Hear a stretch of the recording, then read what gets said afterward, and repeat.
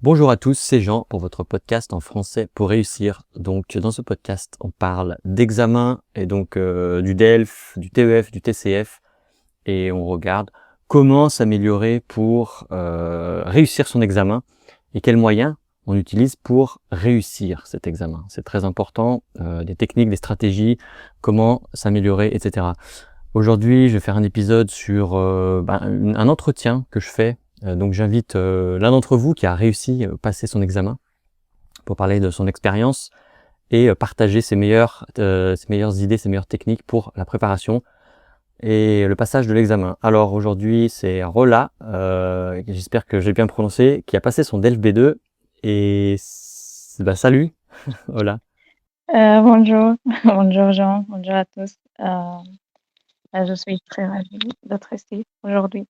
Bon, super, merci beaucoup. Merci de prendre le temps de partager ton expérience. C'est vraiment important. Donc merci beaucoup. Et donc toi, tu as passé le DELF B2, donc ça fait déjà quelques mois, parce que c'était quand? Oui, presque 8 mois, je pense, parce que j'ai passé l'examen de DELF B2 en novembre. Donc oui, c'est 8 mois, je pense. Ah oui, le temps passe vite, c'est vrai, ouais. Ok, 8 mois. Oui, Et oui. donc toi, pour quelle raison est-ce que tu as choisi de passer le DELF B2? Ok, j'ai pas de raison vraie. J'ai juste vraiment aimé la langue française. Et je voulais aller plus loin. Donc, je me suis dit pourquoi pas. Et j'ai préparé depuis longtemps, en fait. Et voilà. D'accord, Euh, c'est très bien. Pas besoin d'avoir une raison particulière, hein. C'est la passion de la langue française, l'envie d'apprendre, c'est suffisant. oui, oui. En fait, j'ai une grande passion pour les langues et, euh, et surtout la langue française. Et depuis toute petite, j'ai eu un lien spécial avec la langue française. Donc, euh, à la maternelle en fait, mais j'ai pas continué. Donc après ça au lycée, plus tard au lycée, j'ai fait le choix de reprendre le français comme une principale langue étrangère et j'ai décidé de continuer avec le français. Et puis après, ok, je suis étudiante en médecine vétérinaire en fait, en dernière année maintenant. Mais mes études en vétérinaire se font totalement en anglais. Donc, j'ai, j'ai voulu pas perdre cet lien avec français. Donc, après ma, après ma première année à l'université, j'ai décidé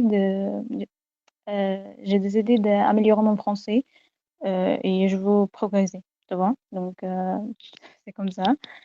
J'ai décidé d'améliorer mon français après, oui, après ma première année. Donc en 2022, je pense, ou 2023, quelque chose comme ça. Et voilà. Bon, c'est déjà bien, super, merci pour ces informations.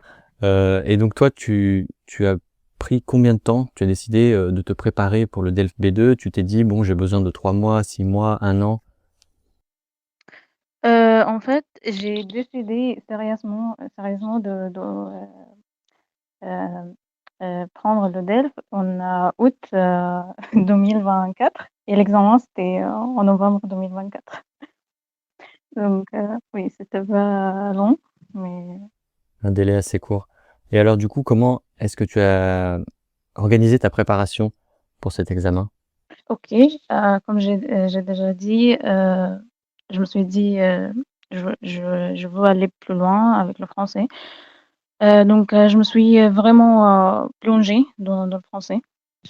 Et quand je dis plongée, c'est au sens latéral. Pour mon préparation de DELF, c'était une immersion totale, quotidienne et naturelle, parce que pour moi, euh, comment on dit, tout venait de moi, j'ai pas de pression, je n'ai aucun deadline avec le français et tout ça, donc je fais ça avec trop de passion. Euh, et voilà, j'ai regardé du contenu français tous les jours. euh, et Et je parle pas des vidéos pour débutants où on t'apprend à dire bonjour, je m'appelle, non, non, non. Vraiment, ce que j'ai fait, je me suis, euh, pardon, j'ai regardé le vrai français, donc des vrais français, des gens normaux qui parlent simplement, qui parlent de leur passion, de leur vie et tout ça, qui parlent avec éloquence. Vraiment, vraiment, j'ai découvert beaucoup de channels sur YouTube parce que moi, je suis un peu une YouTube person, donc ma routine était plus auditive. Donc vraiment, je me suis plongée dans le français et si je devais résumer mon apprentissage de français en phrase ou quelque chose comme ça, ce sera la constance, vraiment, vraiment la constance dans le temps. Et comme j'ai déjà dit, euh, parce que j'avais aucun deadline, donc c'était une vie profonde, un plaisir, une vraie passion. Alors, je me sens que j'avançais vraiment à mon rythme, sans stress. Et ça, c'est le clé. Sans stress, mais avec beaucoup d'amour pour la langue. Et j'ai regardé des émotions, des interviews, vraiment, vraiment, everything you can imagine. J'ai même regardé The Voice France, toutes les saisons presque. Euh, donc oui, j'ai vraiment, j'ai vécu avec la langue française et si je devais donner un conseil à quelqu'un qui apprend le français, vraiment chercher vos passions, vos centres d'intérêt et consommer-les en français. Euh, Par exemple, un jour, j'ai, euh, je voulais acheter quelque chose et j'ai tapé en français, j'ai vu tous les reviews et je suis tombée sur plein de chants et tout ça. Et comme ça, mon vocabulaire s'est élargi sans même je me rendre compte, tu vois. Donc, c'est la magie de l'exposition régulière. Et, et c'est ça ce qui m'aidait vraiment. Euh, voilà. Super, très très très très intéressant vraiment.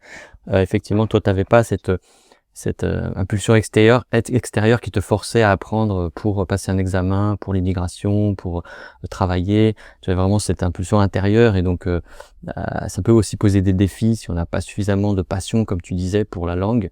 Et donc toi, tu avais cette passion. Et en plus, ce que tu nous dis là comme conseil, comme ce que tu nous donnes comme conseil, c'est que il faut suivre ces centres d'intérêt parce qu'on a tous des centres d'intérêt qui peuvent être ben, transférer dans cette langue française en fait et qu'on peut on peut regarder des choses qu'on doit acheter, du shopping, des films, etc. Et tu as ajouté aussi que tu avais regardé des ressources, tu avais utilisé des ressources qui n'étaient pas dédiées aux apprenants étrangers de français. Tu as utilisé des ressources que les natifs, que les Français, les francophones utilisent tous les jours. Et ça, c'est vraiment très très bien. Oui. Bravo d'avoir fait ça. C'est pas facile, mais je pense que c'est beaucoup plus naturel et ouais, tu t'es senti un peu plus en faisant partie de la communauté des francophones. Hein. Je pense que vraiment j'ai regardé des gens qui même le français ne connaissaient pas parce que Ok.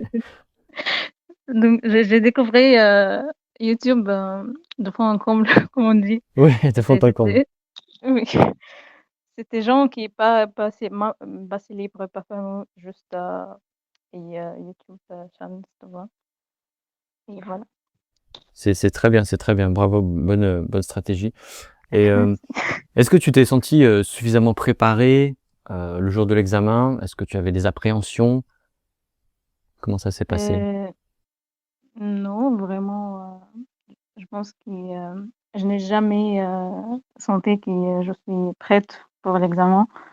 Euh, pour être honnête, j'avais toujours cette impression et je n'ai pas fait assez. J'ai stressé, j'avais peur. Et parce que I will switch in English in this part quickly, but I didn't feel ready enough for the exam because as my semester in veterinary was approaching, and I didn't have enough time. Mon emploi de temps était très surchargé, donc vraiment, j'ai j'essayais de créer de temps pour le français. Par exemple, pendant le trajet de retour entre l'université et chez moi, j'ai laissé des textes en français pour les DELF et tout ça.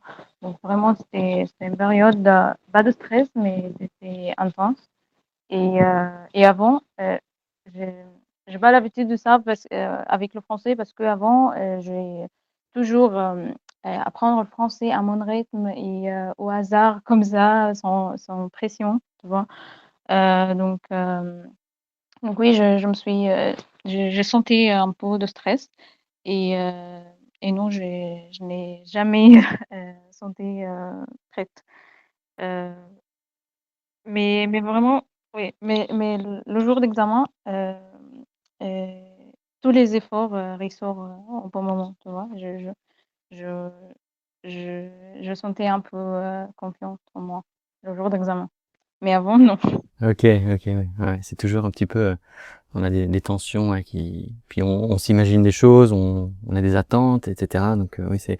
Et toi, tu as mené de front à la fois tes études à l'université et bah, ta préparation à l'examen. Donc c'est vrai que c'était assez intense effectivement. Donc félicitations encore pour ta réussite, bravo. Merci.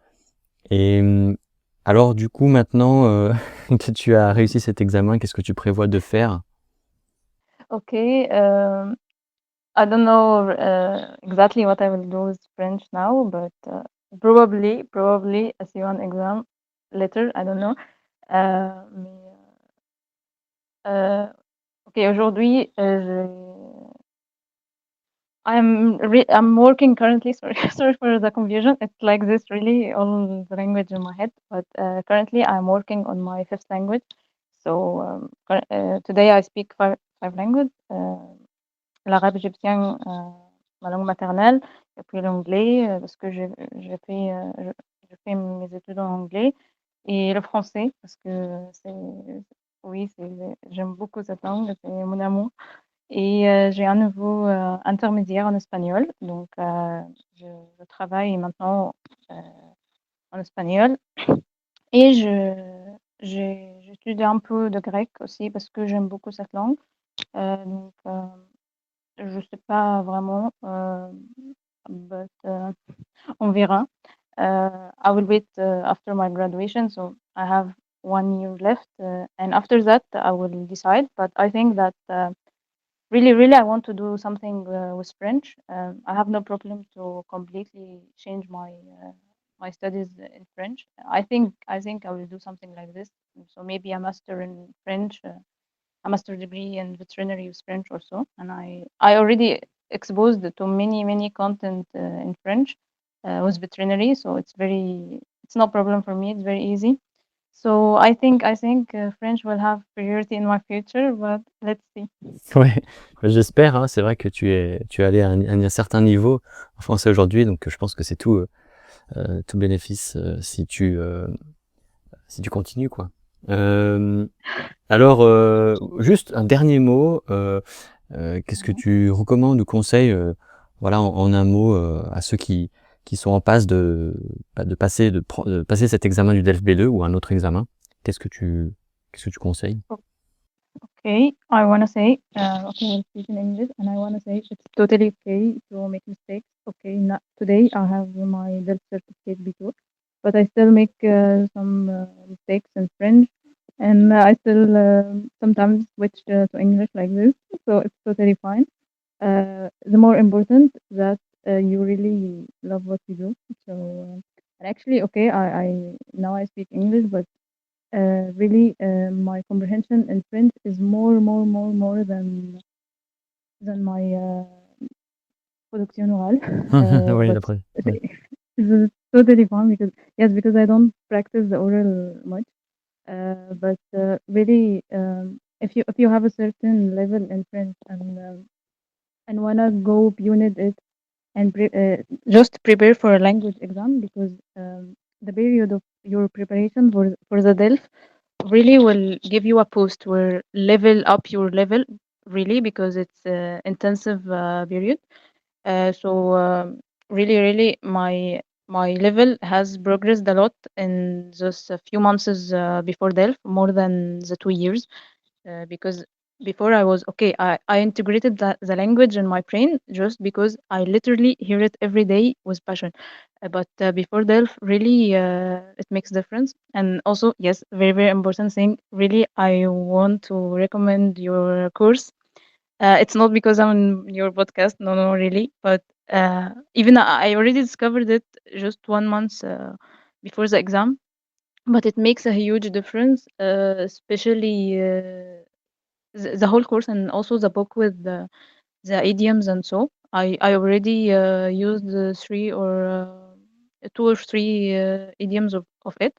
So yes, another advice that yes, you can learn something 2 days or 1 day before your DELF, and you will still get a point, more points because of it. So no, it's never too late. Even on your way to your DELF exam, you can read something, still write it, so it will make difference.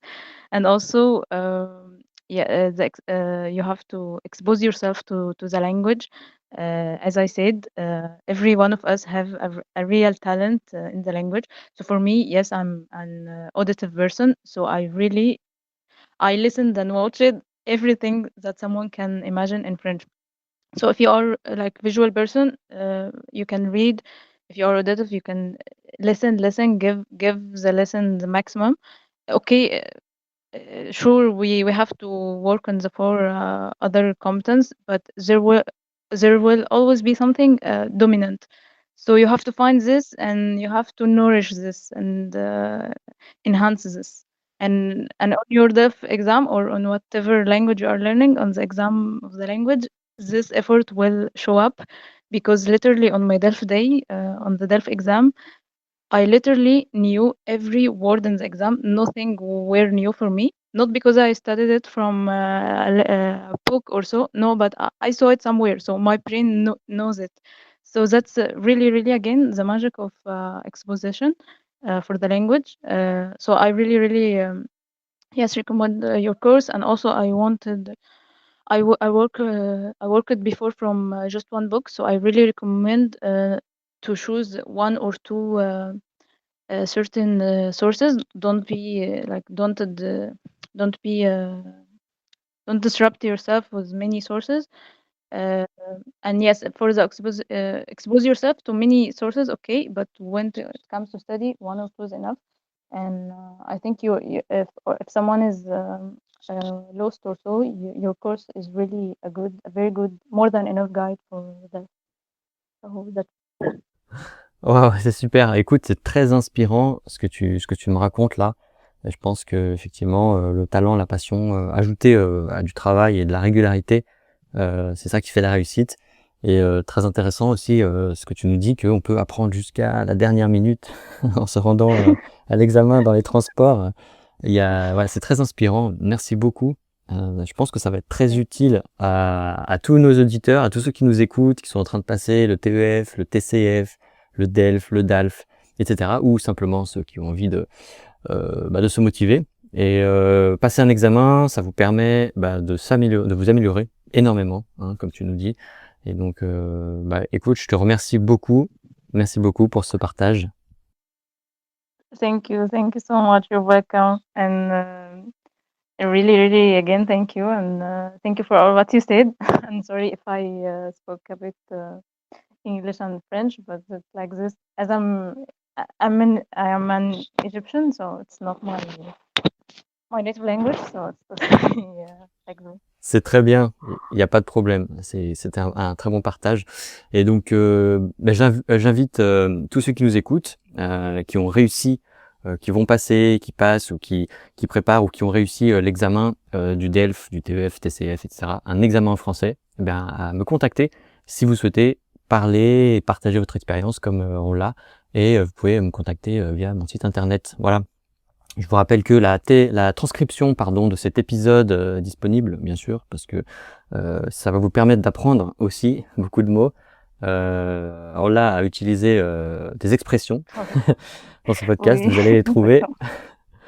Et donc, voilà. Et si vous avez aimé ce podcast, mettez une bonne note, un petit commentaire, voilà, ce sera très utile pour moi et pour les autres.